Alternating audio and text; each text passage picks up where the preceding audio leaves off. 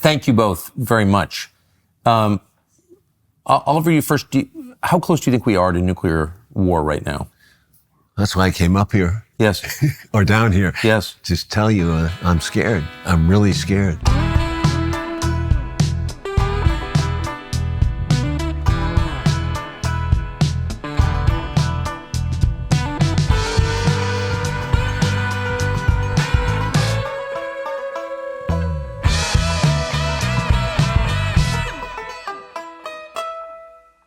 I've been talking about it off and on since 2014, when the Ukraine thing happened. Yes.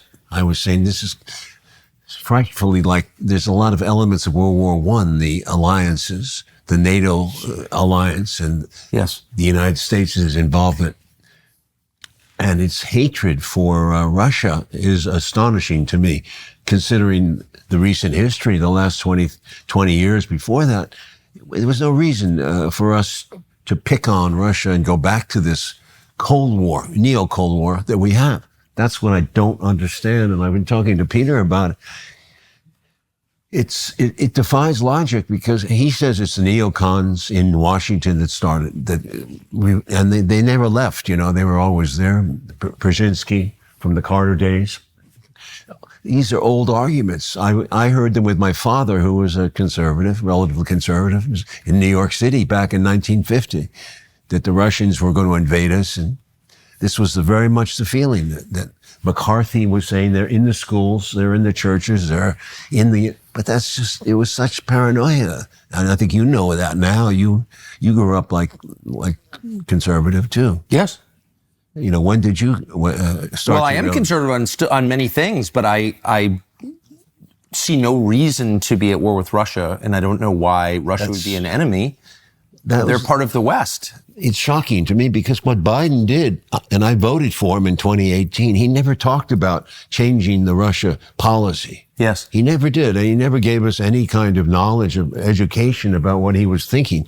But he seems to be all out Cold Warrior. I mean, yes, everything he's done has been to antagonize him. In fact, he called the president of Russia a thug and a murderer before he got elected.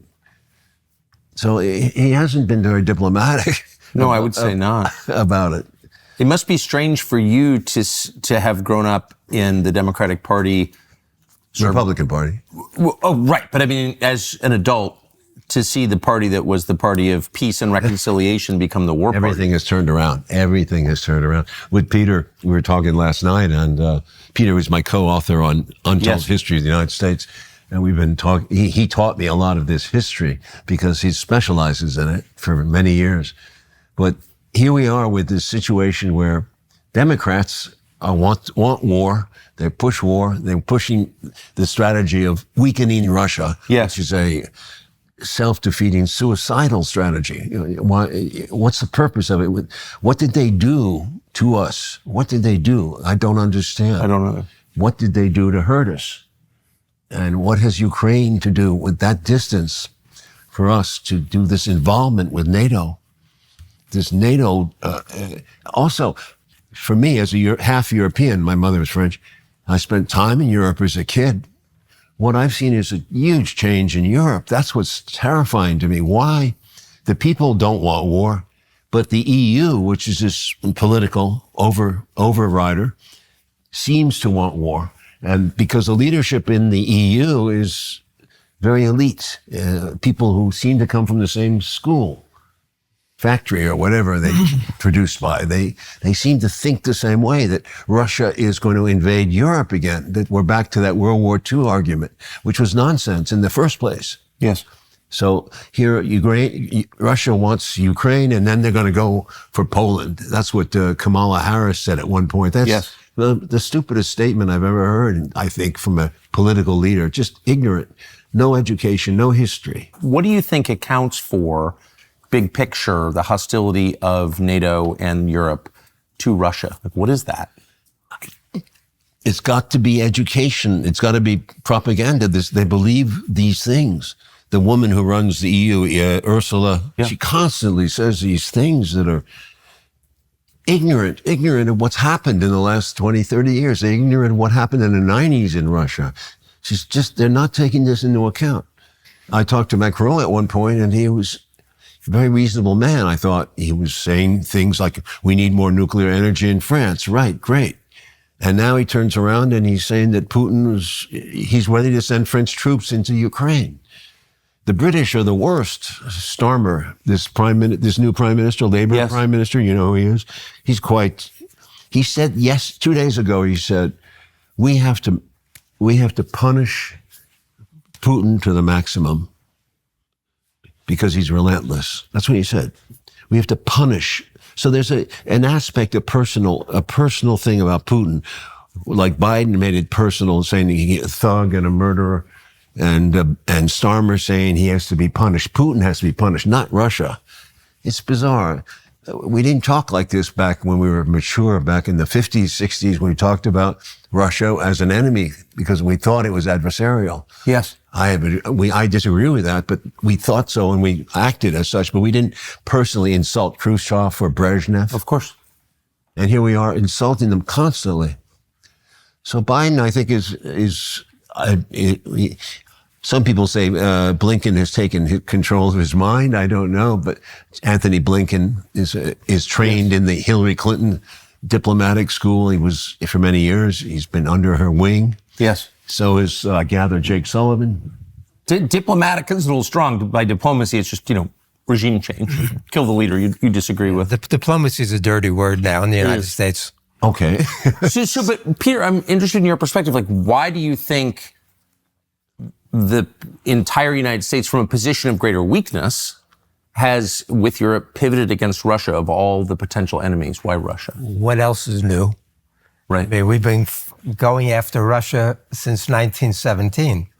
We're mad at them. Well, in World War I, Lenin and Trotsky pulled Russia out of the alliance and had the Treaty of Brest-Litovsk, where they gave away a massive amount of Russia to Germany in order to get peace at that point.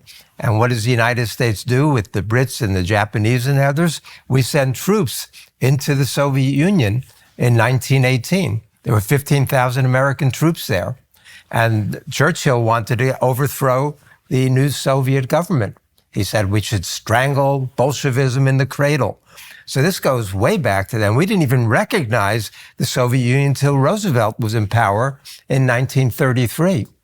So, and then during the war, they became our ally. Yes. And in fact, they were the ones who won the war in Europe. Correct. When I ask my students who won the war in Europe, people grow up believing that the Americans won the war in Europe. It's not true. It's not even close to the truth. We certainly contributed a lot during World War II, but it's the Soviets. Throughout most of World War II, the U.S. and the Britain were confronting 10 German divisions between the two of us, while the Soviets were confronting more than 200 German divisions on their own. That's why that's why everybody understood what Kennedy says in his great 1963 American University Commencement Address. What the Soviets suffered in World War II is the equivalent of the entire United States east of Chicago having been wiped out. So you would think that we would be friendly with them afterwards. And Roosevelt had a vision for that. In fact, Roosevelt promised Stalin in May of 1942 that we would open up the Second Front before the end of 1942. He asked Stalin to send over Molotov and a trusted general for that meeting in the White House in 1942. And we made that promise. We don't open up the Second Front till June of 44. And by that point, we had lost all the diplomatic initiative. The Soviets were defeating Germany largely on their own with the support of U.S. materiel.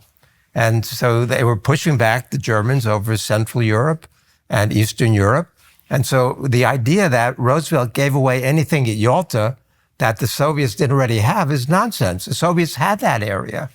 And so that's 44, 45. Then, unfortunately, Roosevelt died. And even more unfortunately, Truman became president instead of Henry Wallace, which is another story I hope we can get into, because Oliver and I do a lot about that in Untold History. And we argue that had Wallace become president on April 12, 1945, instead of Truman, there would have not only been no atomic bombings in World War II, there would have likely been no Cold War. history could have been so different. But instead, we developed this enmity toward the Soviet Union. Instead of seeing that our allies who suffered so greatly and showing some largesse and generosity, we begin to vilify them after that. And the crackdown that happens in Eastern Europe doesn't happen immediately. That takes place over the next couple of years. It's a much gradual process. They allowed a good degree of democracy in most of Eastern Europe till really the Truman Doctrine in 1947, really. And then after that, then the Cold War is on. But Kennedy was the one who saw it differently.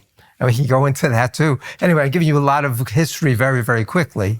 None of that is surprising, but none of it, I would say, accounts for the shift after the one that Oliver referred to after 2014 at Maidan. But it actually starts earlier, because when the Soviet Union collapsed, 1989, 1990, 1991, during that period, we had a chance to actually reach out in a more positive way. But it's in 1990 that Charles Krauthammer, the neocon theorist, says the Soviet Union has collapsed, says this is America's unipolar moment. He says we're the only force in the world that can dictate world events. And he said the unipolar moment is likely to last 30 or 40 years. It was in 1992 that we come out with the Defense Planning Guidance, which is a much more elaborate plan of how we're going to dominate the world. And then 1997, the Project for a New American Century takes shape, and that really fleshes it out much greater. And they say in that 2000 report that we're not going to be able to rebuild our defenses as quickly as we want unless we have a new Pearl Harbor. And they got that in 2001 with 9/11. And so then we invade Afghanistan. Then Krauthammer revisits. Let me ask you to pause. Yeah. Do you think the people who said that we need a new Pearl Harbor in order to rebuild, how do you think they felt about 9/11? I think they saw it as a tragedy and an opportunity. I think they were. So you're not suggesting they knew about it? No, I'm not suggesting that. And Oliver and I think it's a mystery. In what sense? I think it's a mystery. I don't think it's solved. No. Because all the events of 9/11 have not come out. No, they haven't. Why do you think that is? I would have to really study this, but it's just so many questions I have, so many. This is not the subject today, but yes, it leads to this feeling that there's a cabal or something in Washington that has been there, kind of a strange ghost-like cabal that goes back to the 60s with Kennedy's murder. Yes. That continues in some strange embodiment today. And don't ask, it sounds like it, but it's a strange concept, but you have to think about it. Well, we can't assess it because the files are still classified 23 years later. Everyone's talking about conspiracies now. I mean, a lot of the lunatics have come out of the asylum, no doubt. Yes. But there's a lot out there in the public that really should be examined and questioned and asked. And that's what's the establishment's freaking out, because we're overloading it. It's running over the ramparts now. They can't defend them anymore. Yes. I mean, well, you were once derided as a conspiracy nut. I don't think so anymore. But I'm still alive. You've lived to see your own vindication. Well, yeah, in a sense. I mean, I'd love to see Kennedy understood better by the mass, because, you still hear this silly Lee Harvey Oswald did it stuff. I mean, they allegedly. They never said alleged. It's alleged killer. Yes. They always say killer. Well, those are, I feel sorry that happened, but that's a bigger story now. It's a bigger story because now it's the world is at stake. It's not the life of one man. He had a vision, as Peter said, of humanizing Russia, bringing them into the world community. That was defeated when he was killed. That was very badly defeated. Khrushchev fell shortly thereafter, the premier of Russia. He fell too, because he wasn't sufficiently strong with the United States. So he caved in during the Cuban Missile Crisis. So his hawks wanted to get rid of him for being too weak. But let me go back to what Oliver's saying, because in October of 1962, Right after the missile crisis, 2 weeks later, Khrushchev writes an incredible letter to Kennedy in which he says, "From evil, some good must come. Our people have both felt the burning flames of thermonuclear war. We have to use this now to eliminate every conflict between us that could lead to a new crisis." And Kennedy and Khrushchev, slowly on Kennedy's part, more rapidly on Khrushchev's, they began working together in 1963. Norman Cousins was the intermediary, and he met with Khrushchev twice and made it clear that the United States really did want to have a peaceful reconciliation. And had Kennedy lived, I mean, his AU commencement address that I mentioned is, I think, the most important presidential address of the 20th century. Can you flesh that out a little bit? His last big speech he gave before he was murdered. It was a great speech. What did he say? Well, and Norman Cousins came back from Russia and said, Khrushchev needs some obvious signal that you're serious. And so, and Norman Cousins actually wrote the first draft. And then Kennedy took it, and they didn't let the CIA, the State Department, or the Pentagon even see it beforehand, which is why Kennedy was able to, it was called the Strategy for Peace speech. And what he says there, among other things, is that the relation between the U.S. and Soviets is tragic. Why should we be enemies? Why should we see them as enemies? What Kennedy could do, and he does in that speech, is see the world through the eyes of America's adversaries. When was the last time we had a leader who could do that? I mean, Carter maybe for a minute, Obama maybe for a minute, but nobody else. So what Kennedy says is so relevant to today. He says to put a nuclear adversary in a position of either suffering a humiliating defeat or using nuclear weapons is either a colossal failure of statesmanship or a collective death wish for humanity, which is exactly what Biden is doing at this It's what we face right now. Yeah. So how was that speech received? It wasn't as appreciated as it is now. It should be read. How was it received in Washington? Oh, I would think a lot of people didn't like it because they saw him as some kind of idealistic fruitcake. Yes. I really think so. Certainly he'd fired Dulles and he'd fired the top people at the CIA, but I think there's a deeper... People in economic activity also were upset with him because there were changes in the economics of the play. The Democrats were gearing up for the future. They were going to win the next election. That second term was very important. And they had a third term possibility with Robert Kennedy and a fourth term possibility with Teddy Kennedy. There was a possibility of another Roosevelt. That was what's terrifying to the Republicans, I think, certainly to my father. And I think that ties in. You were asked earlier why, why, and I'm racking my brain, but I go back to my father, who was a stockbroker, a very good one, and he was intellectual. He wrote about it. To him, it goes back to the World War I again, to this concept of they changed their system. They broke the rule, the rules-based order was changed because now not only did they break the treaty, no secret treaties was one of the first things they did. And all these treaties from World War I came out, the secret treaties that France, England had signed before the war. So that was, that came out and the German treaties came out. So but it was economic in the sense that in the United States, we had a lot of strikes going on domestically. We'd had strikes going on since the 1870s. And there was a worldwide sentiment for revolution in the workers' socialist movement. It infected France, it infected England. I mean, it's well known. And Germany was very much moving towards a workers' revolution. Yeah. So that was the most scary thing to Woodrow Wilson. It was the Russians are going to destabilize the whole world. And Churchill was right there, and he wasn't a leader, but certainly the English felt the same way. They were the leaders of World War I, so they had a stake in getting rid of Russia. That's why the Starmer's recent comment the other day about punishing Putin to the maximum is very striking to me. The British have led the charge against Russia forever. But that gets back to 1990, NATO expansion. And then in 1997, Brzezinski lays it out in his book, The Grand Chessboard, which Feith and Libby and Hadley were also writing about just at the same time. And what Brzezinski says in the Grand Chessboard is that if you can separate Ukraine from Russia, then Russia will never be a Eurasian superpower again.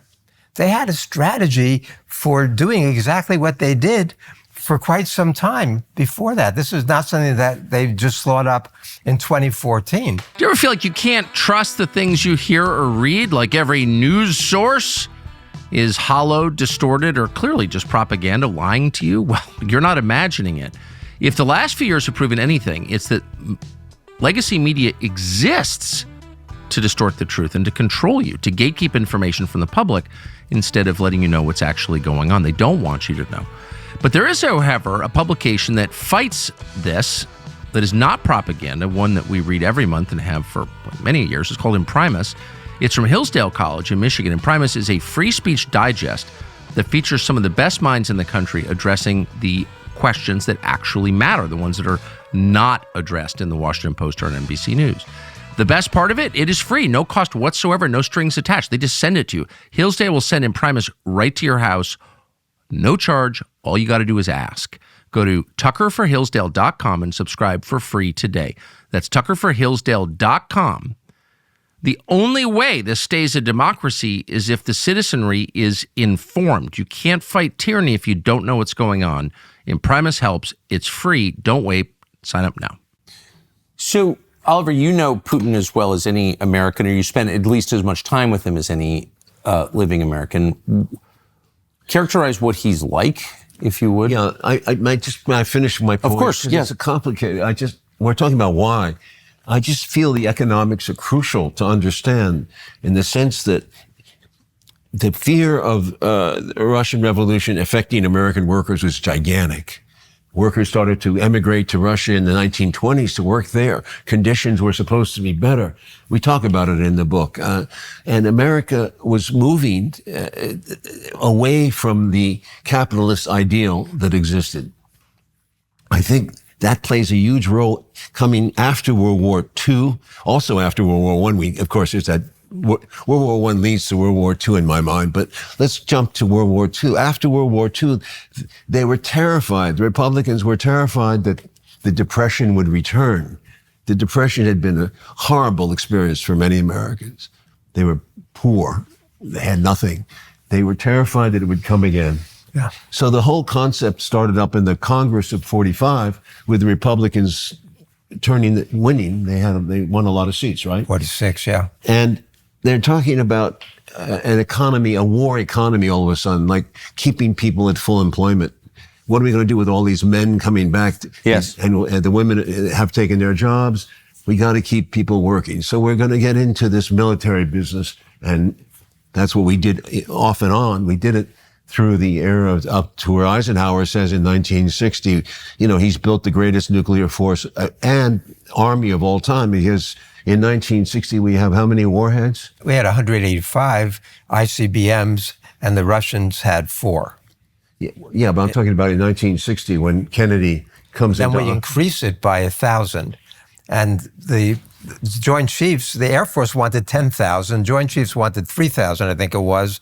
And McNamara said the lowest number we can get away with is 1,000. But from the Soviet perspective, they saw the United States was already ahead between 10 to 1 and 100 to 1 in every category. And now they see us adding 1,000 more ICBMs. So the Kremlin interpreted it that the U.S. was preparing for a first strike against the Soviet Union, which is part of the reason why they put the missiles into Cuba, to try to offset that, at least to some degree. But again, and Kennedy got a briefing on July 20th, 1961, about a secret advanced preemptive strike, nuclear strike to wipe out the Soviet Union. And China. And Kennedy walked out of that midway through the briefing, and he's turned to Dean Rusk and said, and we call ourselves the human race. Lemnitzer gave it, and one of the people there said, I think it was Roswell Gilpatrick, says he gave it as if he was talking to kindergartners. And Kennedy was so disgusted with it, and the thinking behind the idea that we were going to have a preemptive surprise nuclear strike unprovoked against the Soviet Union But there are military people who were thinking that way, as there are today. I mean, the Bulletin of Atomic Scientists had an article on August 20th. There were two interesting articles. Sanger had one in the New York Times that day saying that the United States is preparing to fight a three-front nuclear war against Russia, China, and North Korea and win that. And the same day, the Bulletin of Atomic Scientists came out with an article saying that there are still planners in the Pentagon who believe that we can win a nuclear war and should plan for that. What would that mean to win a nuclear war? It's insanity. It doesn't mean anything. Well, that's why you should read this book. Is very important because this Annie Jacobson's book. There's no partial nuclear war. There's no partial victory in this book. It's impossible. Once it's a chain reaction. Once this thing starts, there are so many different aspects to it. It's a bureaucracy beyond belief. All the names of all the systems we have protecting ourselves. One thing, it's clockwork. It's so rare we don't have a fail safe is what I'm trying to say. We really don't. So what does it look like once the chain reaction begins? Oh, she describes it beautifully, minute by minute. She talks about what's going to happen to you, me, and forget about Los Angeles, forget about New York, they're gone. The Pentagon has been trying to war game limited nuclear war for decades, and it never ends up at a limited nuclear war. I mean, at what point does it stop? It always keeps going till everything's gone. And then it doesn't take nuclear that winter many. is something we discovered in what year? Sagan came up with the idea in the early 80s. Early 80s. Winter, but if anything, and then he got attacked by the Wall Street Journal and others for bad science, which is bullshit. But the latest scientific findings are that Sagan and company actually downplayed the effects of nuclear winter. So what is nuclear winter? Nuclear winter, for example, now, the latest studies show that a limited nuclear war between India and Pakistan, yes, in which 100 Hiroshima-sized nuclear weapons would be used, could push 5 million tons of smoke, soot, and debris into the atmosphere. They would circle the stratosphere within 2 weeks, block the sun's rays from getting to the Earth. Temperatures would plummet to freezing on the Earth. Much of the agriculture would be destroyed. And a limited nuclear war of 100 Hiroshima-sized weapons could kill up to 2 billion people. 2 billion. If there was we don't have 100. We've got 12,000, and they're not Hiroshima-sized. Many of them are 7 to 70 times the size of the Hiroshima bomb. And so if there was a large-scale use, the cities would burn and would send up so much soot that would block the sun's rays for years, and we might not survive as a species. The likelihood is that all large life forms would probably die off. Some people might be able to get under the ground, would have a mine shaft gap like in Strangelove. That was the idea in Failsafe. Kubrick didn't know anything about nuclear winter when he did the movie, but he had the underground system being described by the Dr. Strangelove. Remember? Yes. By the way, you should. I did a clip. I showed Strangelove to Putin, Dr. Strangelove. I showed it to. I wanted him to sit through that climax. Had he seen it before? No, he never heard of it. I don't think. And he sat through it with me, and it's on film. His reaction is, yes, this is very realistic. Yeah. It could happen, but now our weapons are even much bigger. Much bigger. Much worse, yeah. But he said, yeah, this is realistic. Although back in the 60s, we were actually building bigger nuclear weapons than we are today. The Russians tested that 50 megaton weapon, the Tsar Bomber, and it could have been 100 megatons if they'd wanted to. Underground?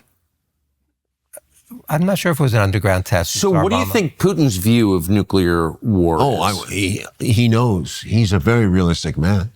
This is serious. When he doesn't bullshit.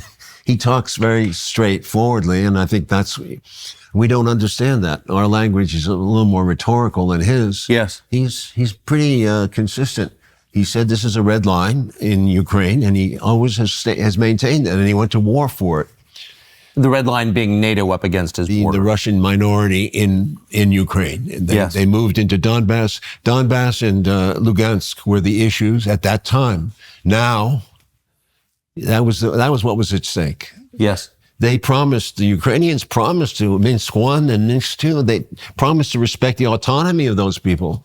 They never did. They started killing them. And there was terrorism beyond.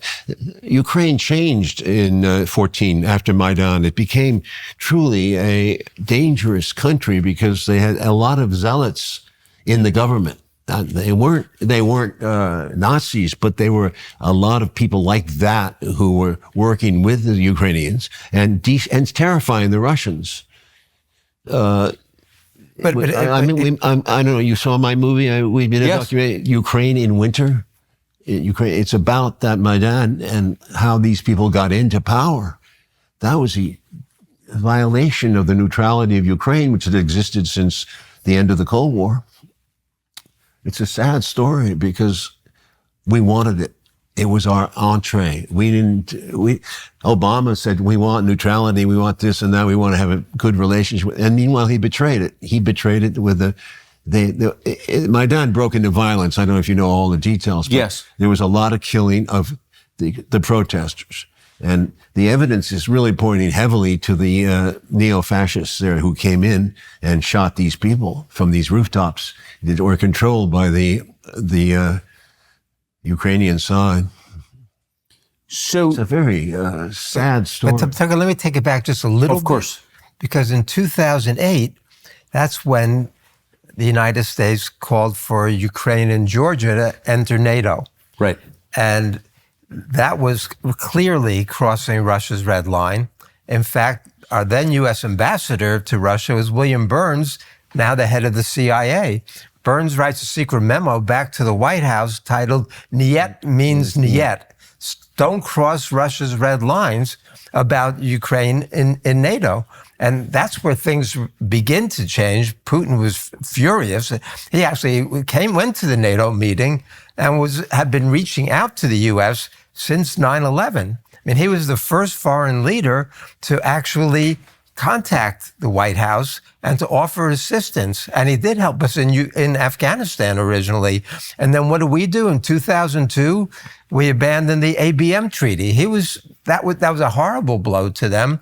Then we invade Iraq, which they were totally opposed to. And so then the relations begin to deteriorate. But I was saying before about Krauthammer. In 2002, he revisits his idea of the unipolar moment. Says, I was wrong in 1990. It's not the unipolar moment. It's the unipolar era.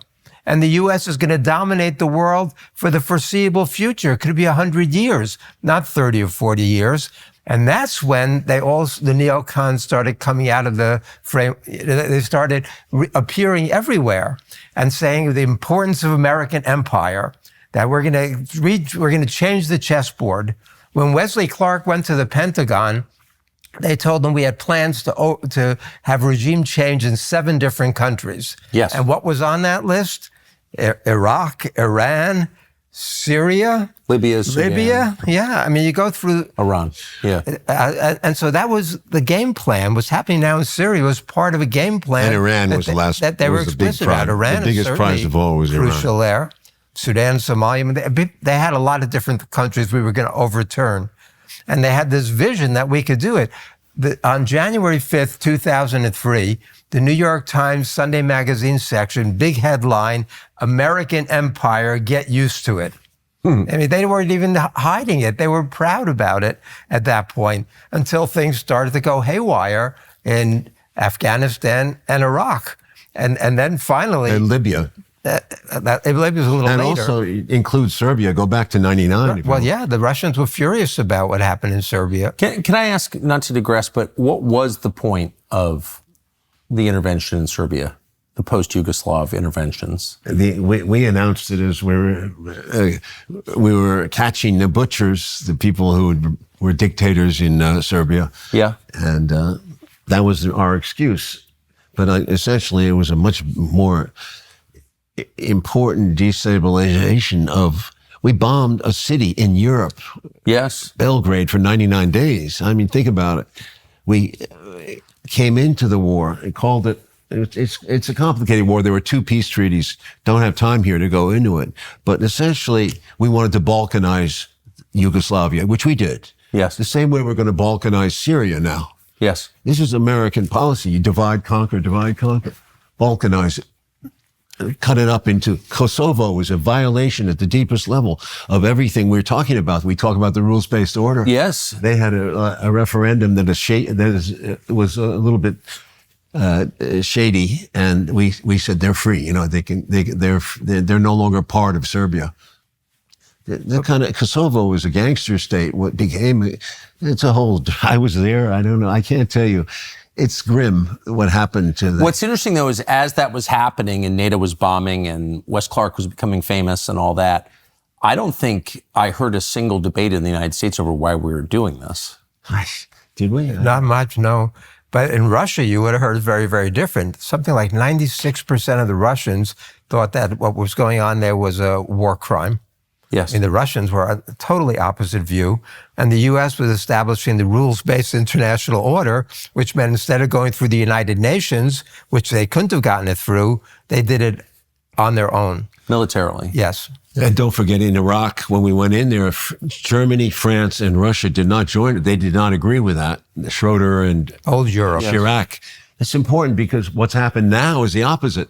France and Germany are all and the UK leading the charge. So there's been a change in values, and you say where? I don't know why.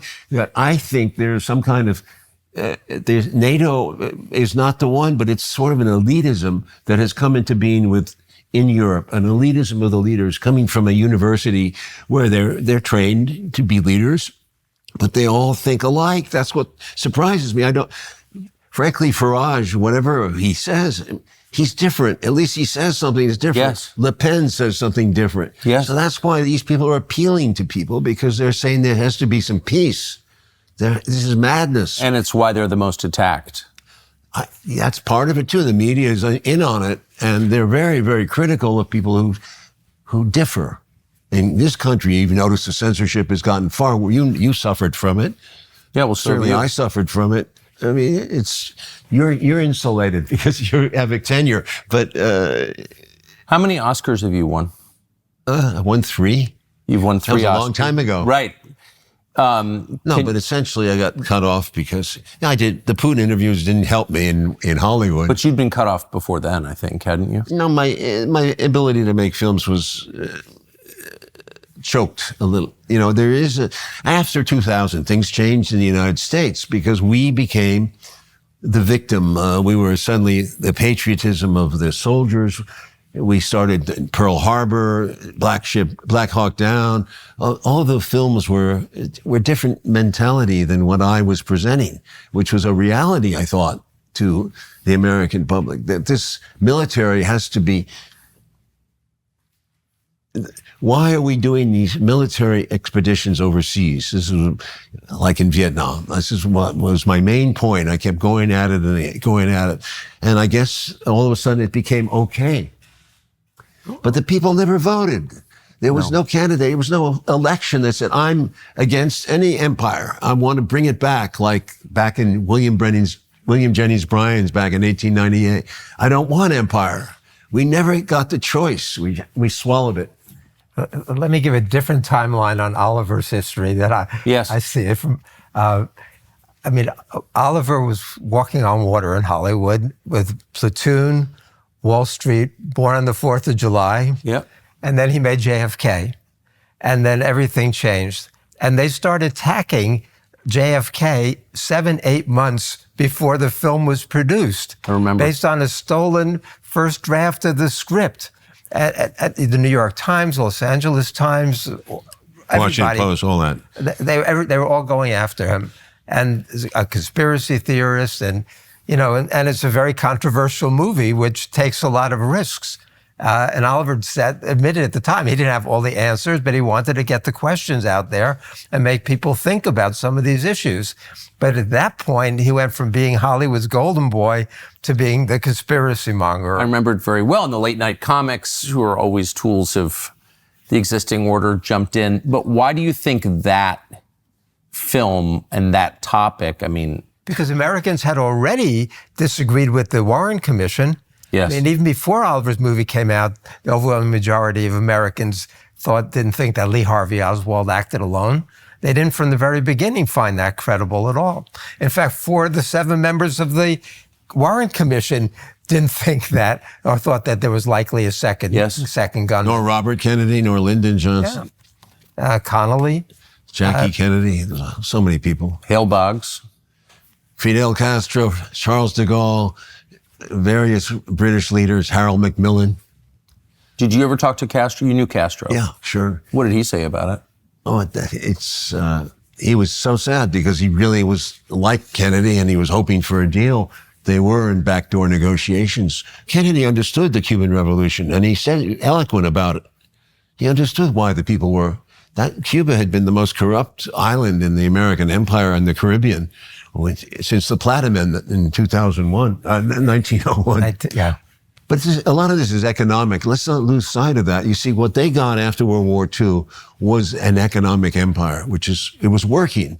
People were investing in the war economy and they were prosperous. Yes. But you saw the budgets grew and grew and grew. Here we are now with $1 trillion defense budget, right? Which is insane because we have how many bases abroad? 800 bases. That was never the intention of Eisenhower or any of those people to control the world, to dominate every place in the world. And this is Asia and Europe. And South America. This is a gigantic empire. Do you realize how busy they are every day trying to run this thing? Everything is coming. Personally, I believe there's an invasion coming up. It's either going to be Iran but I hope not. Israel is a proxy army for us. Certainly Trump supports them. You know that. Trump is very zealous about Israel. Scary. But also don't overlook Venezuela, which is still one of the richest countries in the world with all its oil. Some people believe that is an easy target for Trump to knock off. I pray not, because it's going to be a battle. But this doesn't end, is what I'm saying. They plot every day. Imagine the world map. You got the China challenge, right? Sending ships constantly stating our supremacy, right, in the seas, freedom of the seas. Freedom of navigation. And China, it's crazy. I mean, I understand economically, take it on, be competitive with China, fine. But we can be economically friendly. In other words, we can be competitors. I don't see why we can't be in business together, as with Russia. Russia was a capitalist country. It's no longer a communist country. Yes. So as much as we hate communism, it doesn't make sense to antagonize Russia. They can be our partners in climate change in so many ways. Their nuclear energy industry is one of the best in the world, as is China. They can teach us. We can build SMRs in quantity if we wanted to. We can really solve climate change. We don't have to sit here victims of it. But this is Kennedy thinking. This is what we need. We need leadership. We need a de Gaulle, somebody who has a vision of the world. Trump, to some degree, has a vision. Oliver's stressing the economic roots of all this. I do. Yes. I wanted to go back because in 1948, George Kennan lays it out. In a secret memo, George Kennan, who was the architect of the Cold War, writes a memo that says, we have 6.3% of the world's population, yet we control 50% of the world's wealth. He said, the challenge before us today is to maintain this position of disparity. And we're not going to do it with idealistic slogans. We're going to do it with pure power concepts. He later regretted that. He later regretted the Mr. X article. And he becomes really very, very worried about the threat of nuclear war in his later life. And he lived to over 100 years old. But in 97, he condemned Clinton. He condemned the NATO expansion for sure. In 99, Clinton expanded NATO. Yeah. And Kennan was horrified. So we were at a meeting here at TCN the other day, and I looked around the room, and every other person had a kind of ruddy vitality, sort of pink cheeks, alertness, bright eyes, full mental acuity, and a cheerfulness you could almost smell. And I asked, why does everyone look so good? And part of the answer, of course, is they like what we do for a living. It's really interesting. We think it's important. But another reason everyone looks so good is because they'd all had a great night's sleep. I'm not making this up. Almost everybody here uses a new sleep technology from a company called 8 Sleep. They sent it to us, and everyone here loves it. It's called the Pod. It's a high-tech mattress cover, effectively, that you add to your existing bed. You don't need a new bed or anything like that. You just throw this over what you have. What it does is adjusts the temperature of your bed, warmer or cooler, depending on what you want. And it maintains an ideal sleeping environment all night long. So I didn't know this, but as you progress through different phases of sleep, your body's needs change. And 8 Sleep automatically keeps things exactly where they should be in the sweet spot through the entire night. It's been proven to increase the quality of your sleep, the amount you sleep every night. It improves your recovery time from physical exertion, and it may even improve your cognitive performance and enhance your overall health. It seems to be doing that in our office. So it learns and adapts to your sleep patterns over time and automatically adjusts temperatures throughout the night through each phase of sleep. And it does this independently for each sleeper on either side of the bed. That's pretty cool. So you can sleep well and feel much better and be more effective the next morning as we are here. Try it for yourself. Go to 8sleep.com/Tucker. Use the promo code Tucker to get an extra $350 off the Pod 4 Ultra. You can try it with zero obligation for a month, and if you don't like it, just send it back. Again, that's 8sleep.com/Tucker. Better sleep today and look great in your morning meetings, as our guys do. Yeah. But you're arguing that it's more than just economics that are driving So it's economics, it's geopolitics, it's Economics. military, ideological domination. I don't think it's an either or. Some people Yes. make that mistake and say it's this or it's that. I mean, there are a lot of different people involved in planning this, and they're motivated by different things. No, I say that was the original reason we were antagonistic to Russia. Yes. It wasn't military. It was economic, because we had strikes in this country and we were trying to control labor. And the large corporations were in a deathly struggle with labor. And up until the end of World War II with Taft-Hartley, that was a big issue. There were so many strikes during the war. People don't even take that into account. There was huge strikes in Detroit, cars, steel. And after the war, it was continuing. And until Taft-Hartley came along, which allowed them to close down any strike that was dangerous to the national security, I think. But in the 30s, that's what motivated Roosevelt's turn to the left. So the Cold War The comes labor out of movement. economics, too. It's very much so. The labor movement was huge in the United States in the 30s. The formation of the CIO, the organizing of steel, auto, I mean, all of the big industries were organizing. And who were the leaders of the organizing? The communists. You know, there was a reason why they had to shut down the Communist Party during the quote-unquote McCarthy period. And McCarthy's a latecomer to McCarthyism, but it starts in 47. And Truman, according to Clark Clifford, his main domestic policy advisor, Truman knew that this was baloney, all this stuff about communist infiltration. But the Republicans started to attack in 1946. The chair of the Republican Party in 46 said it's a choice between republicanism and communism. And so we're beginning this anti-communist hysteria very, very early after the war. And then Truman takes the bait and has the loyalty hearings, and which leads gradually into McCarthyism. So first in 47, they say that the real threat is the atomic scientists. But they quickly decide that the one they're going to investigate first is Hollywood. Right? So then they have the Hollywood 10 and then all those other hearings that were taking place, because they were very concerned even then about people who might influence American thinking. And Hollywood was a hotbed of leftists. Kind of an irony, though, that Oliver Stone, after winning 3 Oscars, would be excommunicated from Hollywood by the same people for thought crimes. I didn't get excommunicated yet. Please, don't. That you would be even vigorously criticized is a little strange. No, it's very hard for me. I mean, a military type theme, these kind of things I'm talking about with you, I couldn't do this as a movie now. I could do the Putin interviews because that was a documentary. Yes. And I could do nuclear energy because I cared about that. That was a documentary, pro-nuclear energy. So I'm interested in ideas, but in terms of drama, I have to curb it. I can't go to where my imagination wants to go. Why? Well, they say to you, they never tell you the truth. They tell you too controversial, too political, too this, too that. You know, I don't think I've lost my touch, but I have to live with it. It's okay. I live with it. I'm writing a book, another book. I wrote a book, or a memoir, a first part of my life. I'm going to write another one from 40 on, from the age of 40 to wherever I am now.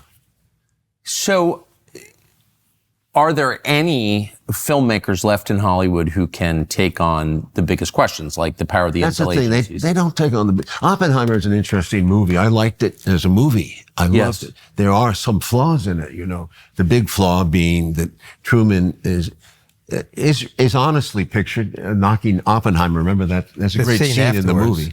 But what's ignored in the film is, for example, General Groves. Leslie Groves is one of the most anti-communist generals we ever had, a total Cold Warrior from beginning to end. He said, quote, the quote's in the book, from the beginning, the Manhattan Project was created to address the Russian Empire. You know the line? Yeah, right? of course. Nothing more. It was not about Japan. It was about Russia. He says from 2 weeks after the time I was appointed to head the Manhattan Project, I had treated as if the Soviets were the enemy, and that the project was directed in that way. And so the bombing in Japan was really aimed as a message to the Soviets. Well, yeah, the Russians were in the war at that time. We knew that Japan was finished, but we had to keep going in those crucial few days to establish the weapon. And Leslie Groves, I mean, Matt Damon played him, very good performance, but I don't know. That's not Leslie Groves. It's not Leslie Groves. That's the most warm and fuzzy Leslie Groves you're ever going to see. And it doesn't go into the issue of Oppenheimer, I don't know. I'm sure Oppenheimer got an inkling of it later, no? Yes. At the time. Yeah, but he said that when he testified, he said, we didn't know beans about the military situation. We didn't know that Japan could have been made to surrender without using the bomb. You know, so Oppenheimer later effectively apologized for supporting the use of the bomb. Yeah, and then he got into trouble. That's when he was in certainly trouble. did. And he opposed the development of the hydrogen bomb. Once you cross the Rubicon, you have to cross. So speaking of you're crossing the Rubicon, yes, I have crossed it. But when you came back from interviewing Putin for your documentary and it was released, what was the reaction like? Quiet. In LA? Yeah, people, they don't talk to me publicly. It's almost behind closed doors, right? Did you hesitate before doing it? Not really, because it was fascinating, new material. My producer set up. No, I was doing Snowden in 2013, which was a very brave movie because we were dealing with a man who was exiled, who I thought was a hero and was treated as if he was a traitor.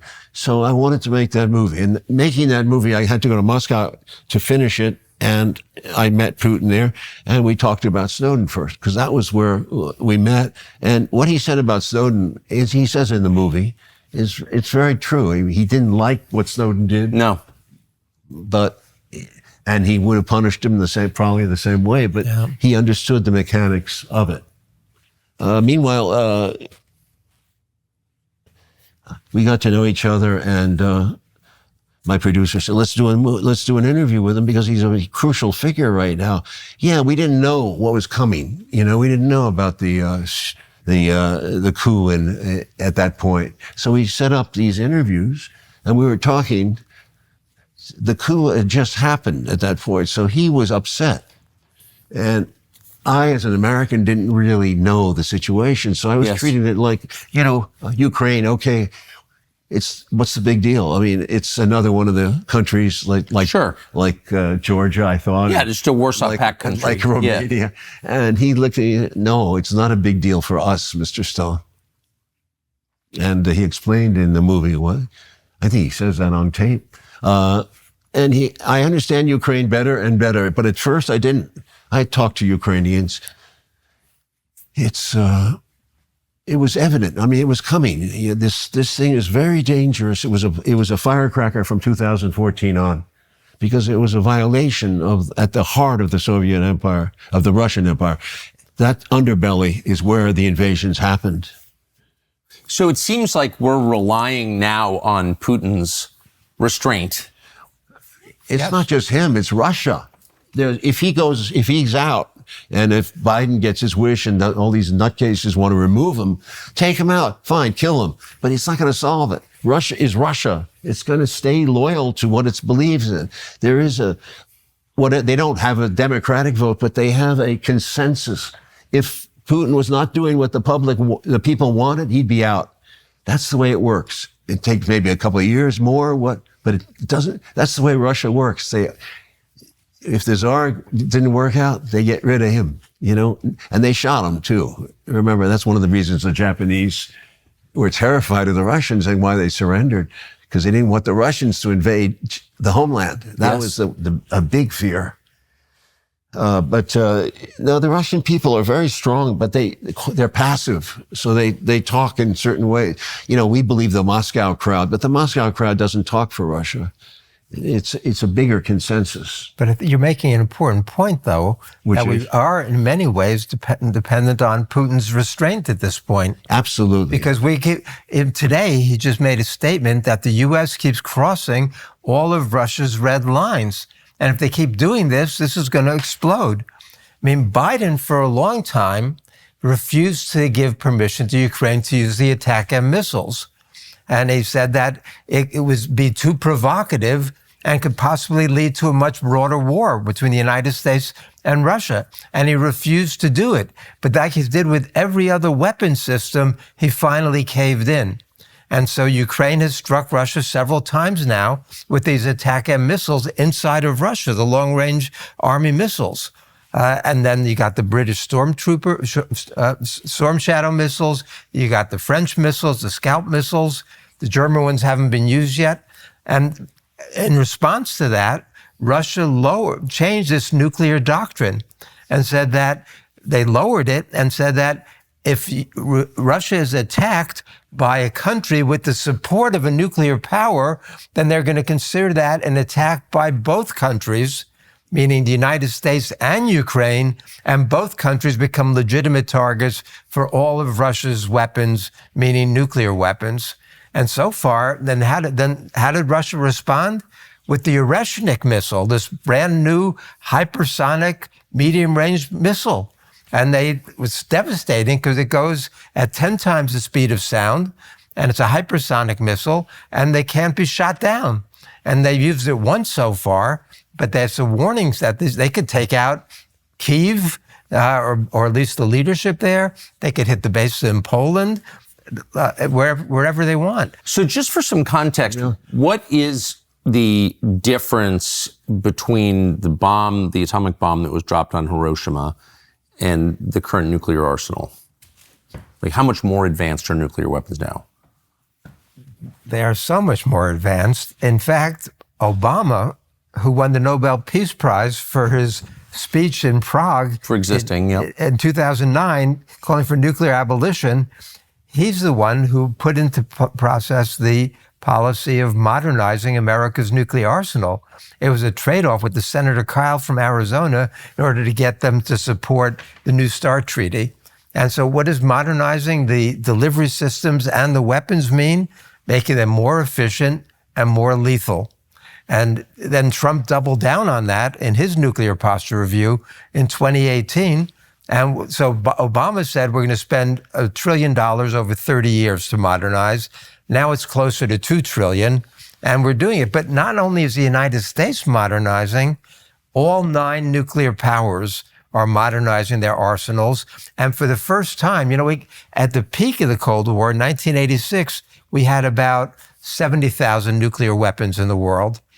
We got it down to now 12,000, but for the first time, we're increasing the arsenals. We've been trying to get rid of these hellish weapons since they were first started. And initially, even Eisenhower supported giving them to the UN and letting the UN destroy them.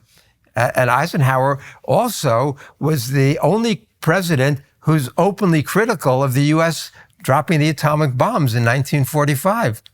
And he criticized it at the time. What he said when Stimson briefed him at Potsdam that the United States was about to use the atomic bomb, Eisenhower wrote on a couple of occasions, he said, I got more and more depressed just listening to him, but I didn't volunteer anything because my war in Europe was over. Then he asked me what I thought.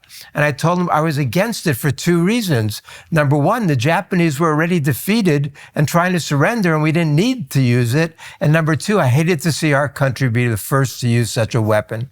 The U.S. had 8 5-star admirals and generals in 1945.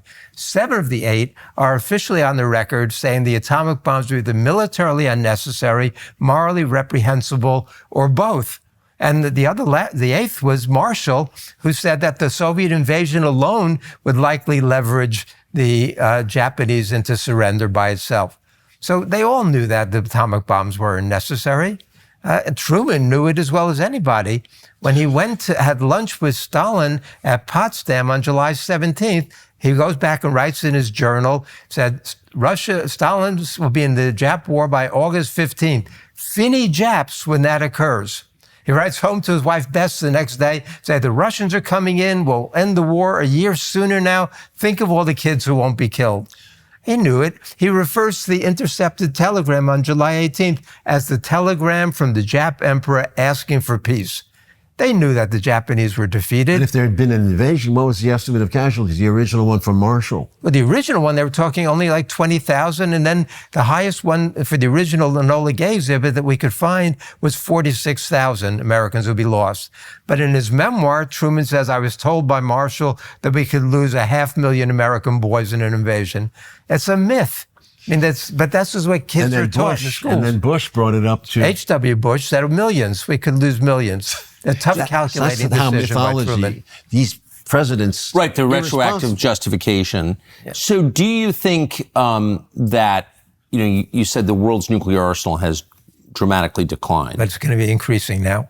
But do you think, and that decline is, of course, at the end of the Soviet Empire in 1991, do you think that all of those warheads were accounted for?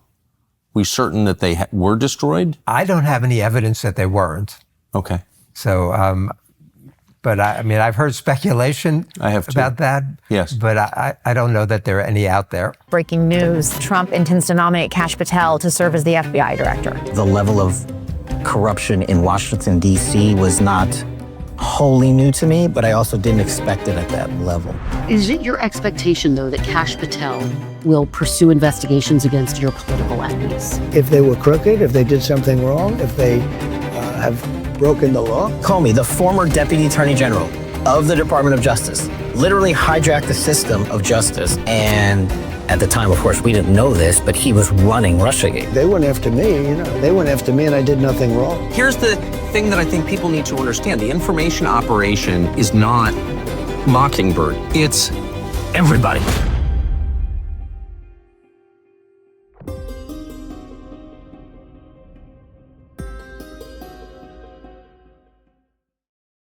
How much do you think Putin worries about nuclear war?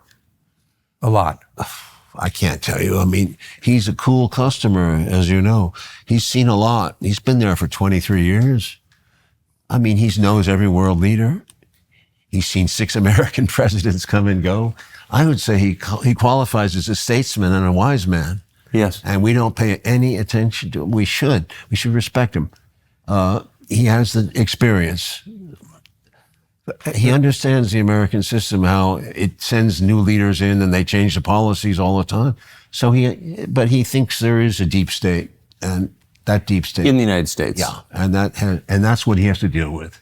And that deep state is very dangerous because, and when we started our conversations over 3 years, it was our partners, the Americans, and I got irritated. I said, "Why you keep saying our partners, the Americans? They don't express these sentiments at all towards you. You're considered a murderer by Mr. Biden, and they think you kill people. That you're some kind of character out of a James Bond spy movie. They keep talking about KGB, ignoring the fact that George H.W. Bush was the head of the CIA. But everybody I know in Russia, everybody I talk to there, says they wish we could have friendlier relations Yes. between the United States and Russia. They all feel that way. You know who fears nuclear weapons, nuclear bombs? Trump. Trump said recently, I'll read it, he says, "We have never been closer to World War III than we are today under Joe Biden. A global conflict between nuclear-armed powers would mean death and destruction on a scale unmatched in human history." That's what Donald Trump said recently. So he thinks that giving the Ukrainians permission to use the ATACMS the way we are is crazy. I haven't heard an American president say anything like that since Kennedy. Sorry, so you're talking about Russia, you said it is a Christian culture. What does that mean? They're a strong Christian culture, very much this concept of they don't, interesting thing, they go to church, they don't sit at all during the service. They stand the whole time. That's serious too. Yes. If you remember going to Sunday school. Yes. So we had more Protestant where we don't, we're a divided culture, and there are so many sects. There's the Jewish sect, there's Arabs, there's this, and then we're all into different things. Some people are atheists, some people are, don't know, agnostics, this, that. The Russians feel that we have lost touch with Christianity and that we're moving towards more of a satanic culture. And I can understand why, because we have embraced the bomb. We've embraced regime change, corruption in all these countries. We believe in the dollar controlling the world. They don't see hope in our way of life. They see people who are exhausting themselves competitively and dropping dead. And, our health, as Means told you in your interview. Yes. We spend more on health than anybody and we die sooner. Our life expectancy is very low, and our quality of life is not up to the other countries. Europe is better. So there is a big question about America. We say we see ourselves as a great country, and I think in many ways we are, and I'd like to see it. But I think our greatness is tied to some humility in the sense of what we were fighting for. Abraham Lincoln, in holding the country together, made some of the greatest speeches and a purpose of life. But he was a very strong Christian. Remember that? Yes. Very strong sense of God. And that, the grapes of wrath are marching on.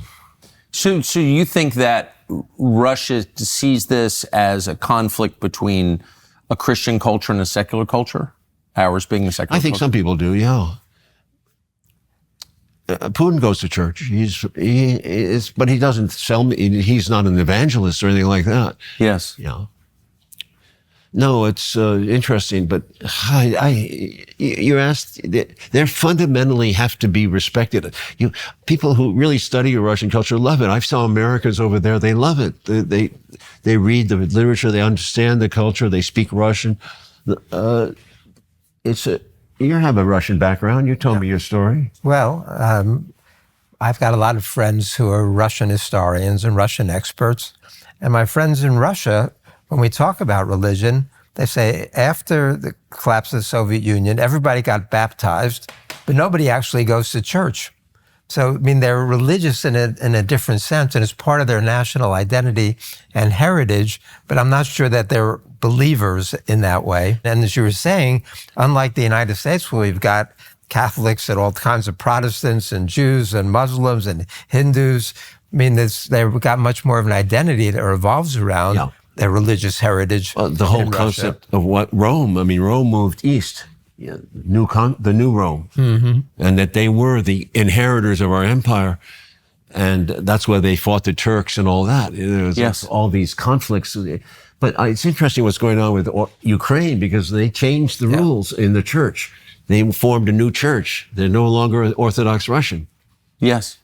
Well, they don't have religious freedom there, and they're accusing the Russians of distorting their religion. Yeah, but it's very strange. So Ukraine is also, it's a religious battle too. They changed everything Russian. Do you know that Zelensky didn't even speak Ukrainian? He learned it quick. He learned it quickly. Yes. So they really banned the language. They really went against Russia. They tried to root it out. They hated Russia. Some people hated Russians, and they turned it into a campaign like Hitler, a Hitler campaign of genocide. Against Russia. Against Russia, yeah. That war in Donbass started in 2014, 15. Yes. And maybe 16, but it got worse and worse. And it was in 22 when the thing blew up. They were on the verge of invading Donbass. They had 100,000 troops on the border. The Ukrainian troops, well trained by the Americans, with all our work there, our CIA, our advisors. We had really trained that Ukrainian army. That was a deliberate manipulation. We did not abide by the treaty. The treaty was intended for a peace, make an interim peace. But as Merkel said, the Ukrainians saw it as a way to use the time to build up their army. Time. Hollande also said that. To reconquer Donbass. That's what they wanted to do. And they would have killed a lot more people. How do you suppose the incoming Trump administration can fix this? Well, he announces everything, so Biden is counter-moving him on every regard. It's very dangerous. You can't say what you're going to do in a new administration, especially this one, right? What do you do? I mean, how do you? I don't know how. But this administration, much like the Biden administration, we were talking about Biden earlier, and Oliver was surprised by how hawkish Biden is. But Biden's always been a cold warrior and very much of a hawk. And he came to office with 18 top advisors from the Center for New American Security. Now, these are the people like Sullivan, who are the China hawks. Many of them were the people behind the Asia pivot under Hillary Clinton and Obama. But Ukraine got in the way because there was China who they wanted to go after. But and even Rand has proposals talking about, or reports saying, titled "Avoiding a Long War in Ukraine," because they wanted to get after China. Now, the Trump people are also much more hawkish toward China and Iran than they are toward Ukraine. So I think that economically, my fear is that they'll successfully end Ukraine and then turn their fire elsewhere. No, except that Trump did invite Xi Jinping to come to the inauguration, and I think it is showing some signs of moderating. It's economic with Trump. That's what I think. Well, and transactional. So it's possible we're not going to go that way. That's the only hope we have, to make a deal. Right. How make a deal with Iran? What would that look like? We're going to have to inherit Ukraine. We're just going to have to pay it, keep paying and paying and paying. We got to keep it up, and somehow he'll make some kind of phony state, like create like a Laos or Vietnam, right? Yeah, kind of a half state, and 20%. Keep it alive. Spend a lot of taxpayer money, and it's a front. A front for what? For NATO in a way, but they won't. Ukraine is to say NATO free. It does, and so does Georgia. Yeah. Otherwise, it's going to be the Russians won't accept that. Yes, they have to understand, why is NATO even alive? I mean, it was a defensive alliance. I don't understand. We formed NATO because the Russians were going to invade Europe. Is that correct? 1949. Basically it. They never invaded Europe. They never could. They never had the intention to. And as I said to you earlier, Kamala Harris said something so stupid, like the moment they win in Ukraine, they're going to march into Poland. It's nuts. But that's the whole foreign policy establishment is saying that.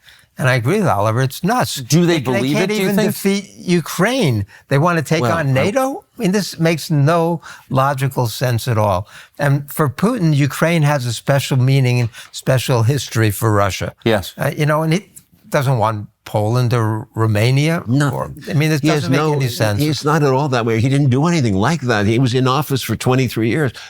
What did he do? Very little in terms of expansion. There was just their borders, their security. That's what it's about, their security. Let me thrive. Let me build up my country economically. Let me do this. And that's what he did with Russia. Russia did very well up until the war. This idea that he wants to recreate the Soviet Empire, he said, anyone who doesn't miss the Soviet Union has no heart. Anyone who wants to recreate it has no brain, is what It's a good line. said. It's a good line. But, they are hurting their own economy again by this massive expansion of arms production. That's what brought them down in the 80s, really. They're spending 25 to 40% of their budget on arms. And now they're doing that again. So even though in the short run, they're thriving economically, unlike Europe, in the long run, it's going to hurt them. So it's very much in their interest to end this war. It's in everybody's interest. If you're pro-Ukrainian, what is the point of it? For example, after the ATACMS were given permission, everybody gave permission. I was watching CNN, and they had Bolton, and they had Stavridis, and Clark, and they all said, too little, too late, using the ATACMS, that it's great that we're doing it, but it's too little, too late. What these people are saying is they're willing to risk nuclear war over something that they know is not going to make any difference for the Ukrainians anyway. The Ukraine is losing. That's the reality. They can't keep up with Russia. They're outmanned, they're outgunned, they're outstrategized at this point. In the settlement, do you think it's as simple as telling the Russians no NATO? That'll end it? No. Putin wants a little bit more than that right now. Oh, he wants to keep what he earned. Yeah. He's going to keep, he's got 4 provinces that they said are incorporated into Russia. So Luhansk, Donetsk, Kherson, and Zaporizhia. And he's going to want at least as much of them as his army controls. He's going to want more, but their bargaining position might be they might give up the parts that they don't control for no arms, no foreign arms and soldiers in Ukraine, no NATO in Ukraine, and a lasting peace. I don't think they want it. The West says, oh, it's going to be temporary, and then they're going to just start it up again when they're ready. This has been a terrible war for Russia as well as for Ukraine. And if you're sympathetic to Ukraine, the last thing you want is going to see this continue because they're only losing more. They're only in a weaker position, and their young men are getting, not so young men are getting killed at incredible numbers. So if we stop it a year from now, what's going to be different? Russia's going to have more of Ukraine. There'll be more Ukrainians dead, more economy destroyed on both sides, more Russians dead. This is a horrible war. Well, that was the original. For everybody. Well, I mean, America was fine with that. That's what they said. Weaken Russia. Weaken Russia. Weaken Russia. And build up our armaments industry. Yes. The big 5, the military contractors, are doing great. So there was a point in American history when the Congress considered banning war profiteering. Yes. When did that happen? And 1934. 1934. Gerald Nye. Yeah, it was a great committee. The Nye committee hearings in the Senate were an extraordinary moment. And it was a reaction to World War I. Because while Wilson said, we want 1 million volunteers. Well, they got 73,000 because Americans had been watching the World War I in Europe go on for 3 years. They saw the trench warfare. They saw the poison gas. It was a horrible war. And so very few Americans wanted to volunteer. So we had a draft instead. But afterwards, in the 1920s, going back to Hollywood, they had a lot of fabulous movies about World War I that were passionately anti-war. Movies like The Big Parade, Wings, All Quiet on the Western Front. And the novels, almost all the Americans' writers were opposed to the war. And so the American attitude was very negative about World War I. So in 1934, Gerald Nye proposes these hearings and a new legislation to eliminate all profit from war. Now these bastards are making enormous amounts of profit. So that's such an obvious idea that your national industries shouldn't get rich from war. Yeah, because it sets up an incentive for those same industries to lobby for war, which is what we do now. It's a self-evidently good idea, it seems to me. What happened to it? Well, then they started to go after Wilson because it was a bipartisan effort on the committee. It had front page headlines. Who was Gerald Nye? Gerald Nye was a senator from Midwest. Yeah, Midwest Republican, Yeah. progressive. There were a lot of progressive anti-war Republicans Yes. during World War I and then afterwards in the 20s and 30s. They've been Robert libeled La ever Follette is since. one of the greats, but there were a lot of them then. And they weren't strictly isolationist. William Borah was one of the leaders from Idaho. Henry Wallace was from Iowa. Right, Henry Wallace from Iowa. And so, but when they started to go after Truman, the Democrats got very after Wilson, the Democrats got very defensive, and they blew up the hearings. Even Roosevelt was supportive of what they were calling for in 1934. So what were they calling for? Well, there were various variants on this. One was to either tax everything above $10,000 once war began. Anything that people earned over $10,000 would be taxed at either 98% or 100%, because the DuPonts and the Morgans Mellons made huge profits out of World War I, astronomical profits. And, you know, part of the reason why we got involved in the war at all, even though American people did not want to, was because Morgan banks had lent $2.5 billion to the Allies and $100 million to the other side. And so it was clear which side we were going to get involved in. What Wilson said when he was criticized, because he ran in 1916 as a peace candidate, the slogan was, "We kept America out of the war." And then in 1917, they changed the slogan to, "It's the war to end all wars," or "the war to make the world safe for democracy." But Wilson entered it in large part because he knew that if we didn't, then the U.S. would have no hand in the post-war settlement. And he said, we have to be in it so that we can shape the post-war world. And he came up with the League of Nations, which could have been a good idea under certain circumstances. But his 14 points were very progressive. But the British and French colonialists were not going to accept it. And as Oliver said before, when the Soviet Revolution occurred, one of the first things they did is they broke in and found all the diplomatic papers which showed the secret treaties between Russia, France, and Britain to divide up the Middle East. You know, the problems we're talking about now trace back to then, to the colonialists who controlled the Middle East. But this was going on all over the world. They had this plan. The Germans wanted to get involved in the war in part because they were latecomers to the empire in Africa. They felt they'd been frozen out of the empires that the British and French and Dutch and Portuguese all were controlling. Yeah, Wilson wouldn't meet with Ho Chi Minh from Vietnam. Yes. Famous story, yeah. Yeah. There's an interesting play by Arthur Miller, his first play, All My Sons. You ever see it? No. Yeah. Oh, they made it. It was a big hit before Salesman, and it was made into a movie. But it's about war profiteering.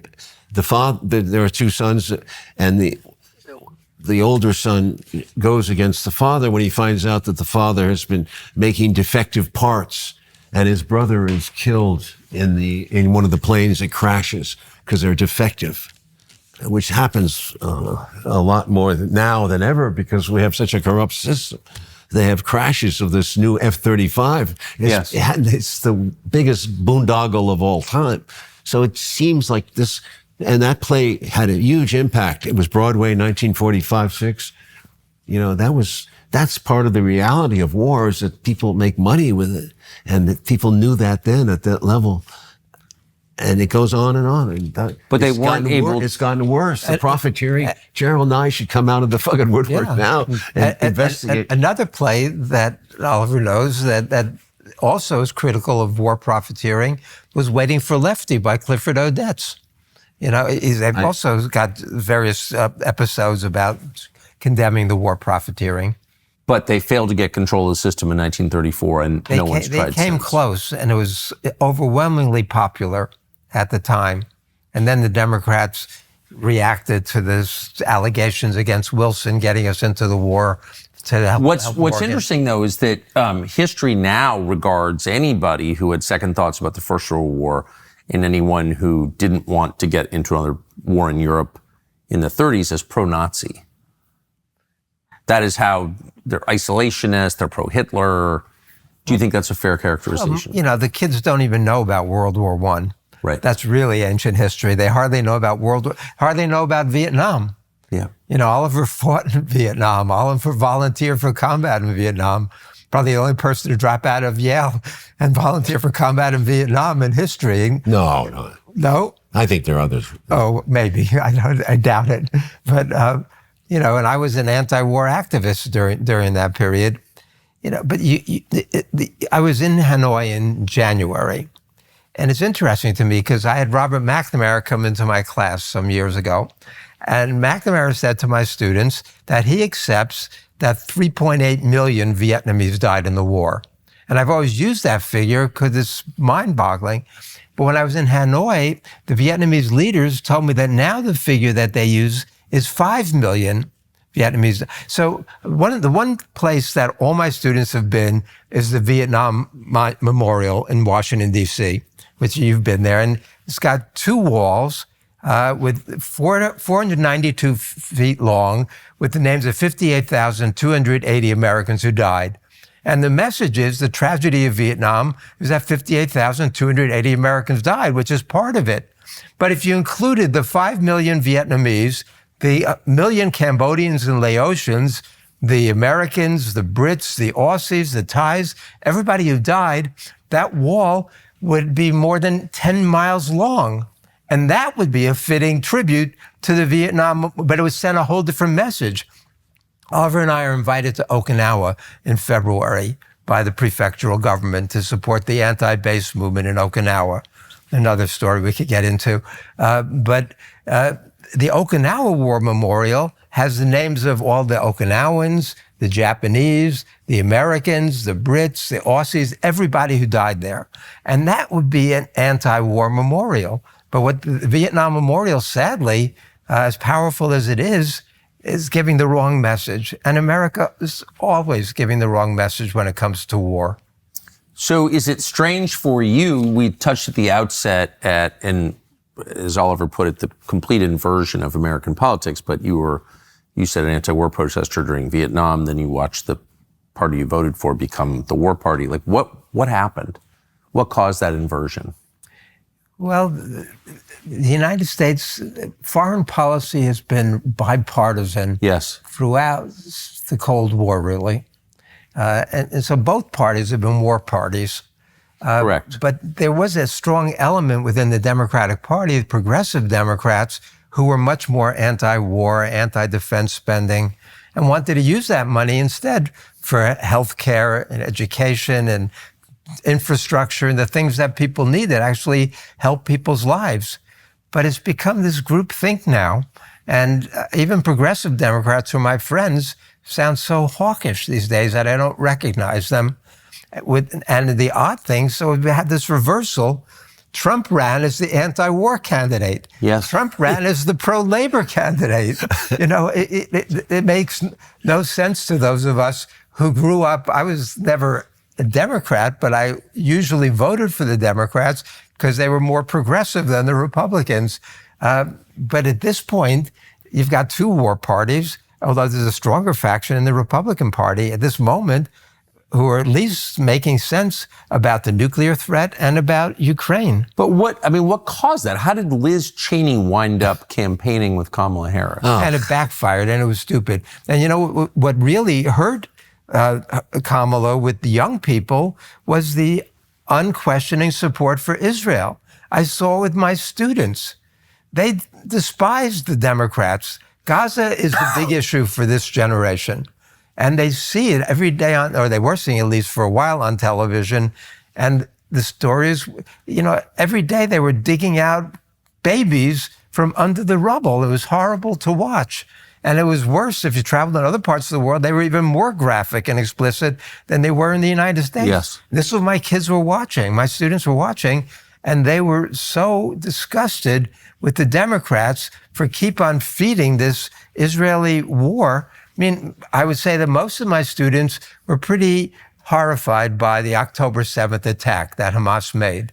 And I know I felt very strongly too. Me too. I mean, you know, I know that they have been badly treated for a long time, the Palestinians. But what happened on October 7th is unacceptable, unforgivable. Fair. And I can understand why there was a strong reaction. But the Israeli response We're talking like, for 9/11, people being ready to do something. They had already been brutalizing the people in the West Bank. Gaza had been an open-air prison for years already. And so the Israeli response is so disproportionate, it's so horrific. For those of us who have different history and experience with Israel, to see what Israel has turned into now, without almost no protest against this brutalization of an entire people, whether you consider it genocide or just a slaughter, it sickens one. And that's what I found my students. And the young people did not vote. I mean, it's for the first time, Trump got a majority of young voters. And it wasn't just young men, young women also. Well, people like me followed Robert Kennedy, too. I followed Robert to Trump's camp. Yes. Not that I was... Robert was... I was the medium. Yes. I like what he's saying, and I hope he does it. I hope he achieves it. Whether Trump keeps his word with him, we'll see. I think he will. Do you know others in Hollywood who did the same? Yeah, I think there's a lot of people who went with Kennedy. I think a lot. To Trump? Yeah. Amazing. Did they talk about it? For Kennedy, so their vote canceled out, Yeah. But they were not going to... In California, Kennedy was on the ballot. Yeah. But he asked all his people to vote in swing states for Trump. Anyway, I like people who are shaking up the system, who are asking questions. And the media is very, very hard on these people. Very hard. Yes. It's like dissent is not allowed anymore. This is not the American way. Do you think he'll be able to do it? Trump will be able to bring reform? Why not?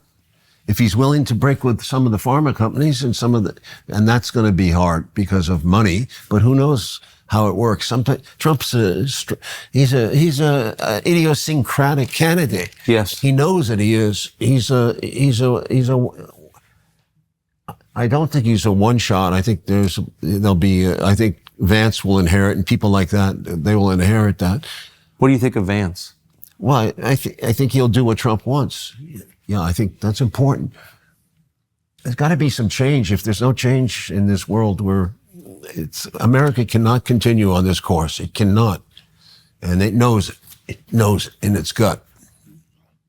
You know it. I do know it. Yeah. And you're worried. But change is good. Change is good. And I see with my students, you know what they lack now?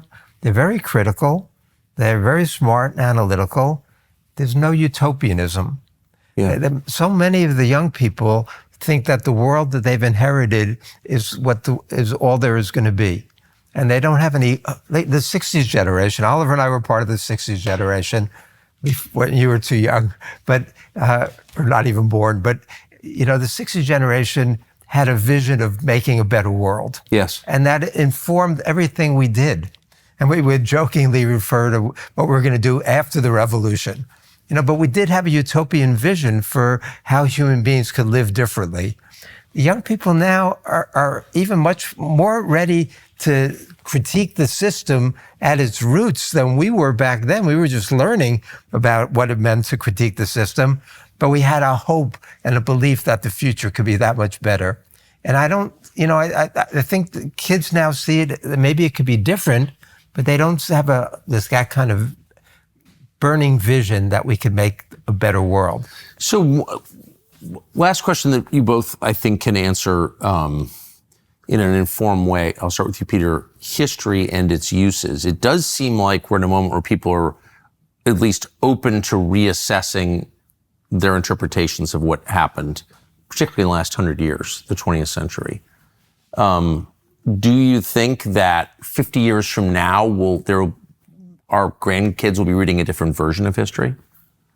50 years from now? Well, if they should start with Oliver, my book. This is the earlier edition, The Untold History of the United States. This one, the 2012 edition was about 750 pages. We put out an updated edition in 2019, and now it's over 900 pages. People really should read it and watch it because it's got so much history that people don't know. I was talking about the ignorance about World War II. Well, I did an anonymous survey with college students, all of whom were A students in high school. And I asked them, how many Americans died in World War II? And the median answer I got was 90,000. So they were only off by 300,000. So they were in the ballpark. I asked them how many Soviets died in World War II. The median answer I got was 100,000. So they were only 27 million off, right? These are smart kids. And they know nothing. They couldn't understand World War II. They couldn't understand the Cold War. They couldn't understand what's going on in Ukraine unless they know the history. And so that's why Oliver and I did the Untold History of the United States, to begin filling in those blanks. Tulsi Gabbard was interviewed by the New York Times in 2019, and they asked her, the big article, what podcasts do you watch? She says, I don't want to talk about podcasts, but I just finished watching the Untold History of the United States, and everybody should watch it because it fills in those blanks in the history that nobody knows, that we never learn about in this country. You know, and so 50 years from now, it depends, really, because it's going on in Japan. Oliver and I wrote an article after one of our trips in Japan called Partners in Historical Falsification, the United States and Japan. You know, it's going on in Russia. Everywhere people try to sanitize, whitewash their history on the assumption that if people know true history, then they're going to rebel and want something different and something better. Because if anything, history teaches you that what exists now is not what has to exist or what should exist, that human beings can create a much different world. And that's what the lesson of it. So it's not just to learn the past for the sake of the past, it's to learn the past so you can shape a better future. Of course, and that's what Oliver and I... Most reliable guidepost to the future. So, I mean, do you think... We were talking about JFK, and when it came out 30 years ago, you were roundly mocked. You were no longer mocked. People see it as likely at the very least. So yeah, I think so. It seems that way. They much more accept it, yeah. So do you... But that was the critics. The public loved that movie. Oh, I know. Yeah, it did well. Did very well. Surprisingly well. And it led to the Assassination Records Review Board. A 3-hour, 6-minute movie. Right? It led to the Assassination Records Review Board, yes, which is why so many documents have been released. Which is why I did this documentary that I want you to see. Revisited.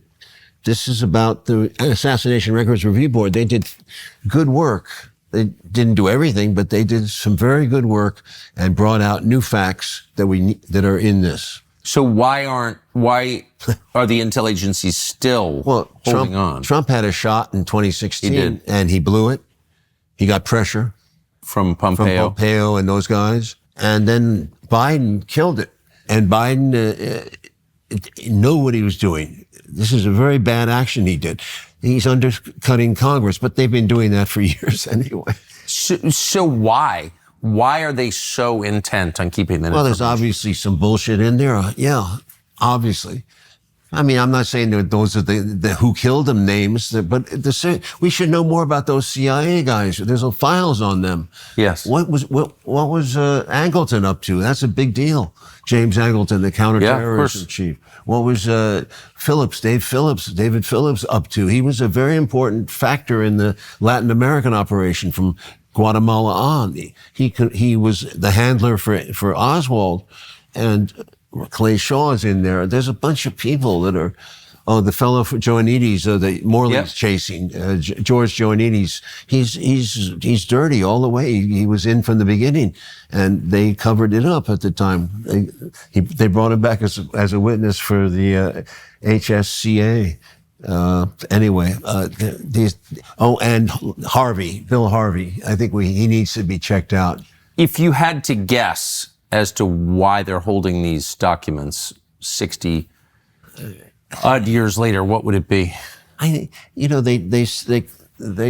declare everything a secret, everything practically. It's just, it's standard now. Yeah. Massive classification. We need more transparency. Yes. It's a habit that it's like a dog peeing on a hydrant. You know, it just goes on and on and on. I don't understand. If there's names and stuff, they redact it. They redact it. So I'm not looking to government, but I am looking to honesty. That's what I'm looking for. And these bureaucrats in the government, How do they feel? What do they feel about their lives? Are they working for us or are they working for secrecy? The people have not been dealt with honestly. And we know that. I think Americans know that. I think Americans are very cynical about the government.